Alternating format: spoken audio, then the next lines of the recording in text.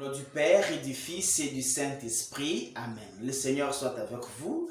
Mes frères, mes sœurs, ce dimanche, nous célébrons le baptême du Seigneur. L'évangile est tiré de Luc 3, 15 et 16, puis 21 et 22. Pourquoi Jésus s'est fait-il baptiser? Jésus s'est fait baptiser par solidarité à la race humaine, par humilité tout simplement. Il n'avait pas besoin de baptême, mais il sait que l'humilité ne tue pas. L'humilité ne lui arrache pas sa divinité. C'est pour cela qu'il fait comme les hommes. Jésus s'est fait baptiser pour purifier les eaux du baptême. Les eaux qui serviront de baptême, il les purifie. Ce n'est pas l'eau qui les purifie, mais c'est lui qui purifie l'eau pour que l'eau du baptême soit purifiée de génération à génération. Jésus s'est fait baptiser pour l'investiture messianique. Les pères proclament, l'Esprit descend comme colombe et le Fils est baptisé. Ça montre qu'il y a trois personnes à Dieu qui travaillent dans la circoncision, la péricorèse, pour notre salut. Jésus s'est fait baptiser pour inaugurer les temps messianiques, la génération des sauvés, la génération des victorieux.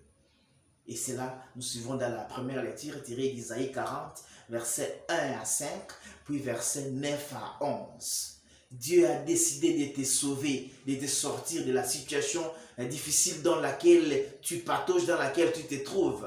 Mais il attend que tu ouvres les chemins dans les déserts de ta vie. Tu lui ouvres les chemins, que tu restes confiant au milieu des difficultés, au milieu des épreuves. Gardez la foi.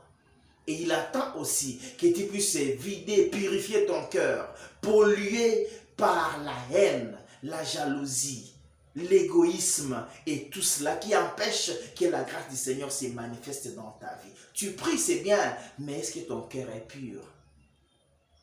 Et aussi, il faut vivre dans ce monde, pas aux dépens des convoitises du monde, comme dit Paul en Tite 2, versets 11 à 14, puis 3, versets 4 à 7, qui constitue la deuxième lecture de ces jours. Observez la piété. Et bien comme nous célébrons le baptême du Seigneur, mais où en sommes-nous avec les engagements de notre baptême? Est-ce que nous les vivons encore aujourd'hui? Où est partie la joie d'être baptisé? Le premier jour où nous étions baptisés, ces jours-là, nous étions heureux. Mais où est partie cette joie-là? Que le Seigneur nous aide à nous souvenir de notre baptême pour vivre les engagements du baptême. Que Dieu Tout-Puissant vous bénisse, le Père, le Fils et le Saint-Esprit.